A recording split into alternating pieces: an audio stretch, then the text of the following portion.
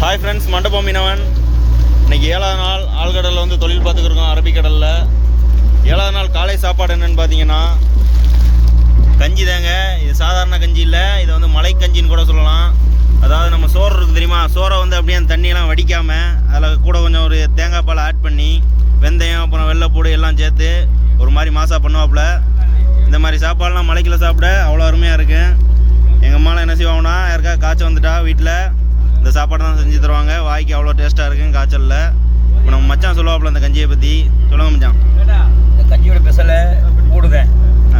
இந்த பூடை சாப்பிட்டா பல இது ஜீரணமாகும்.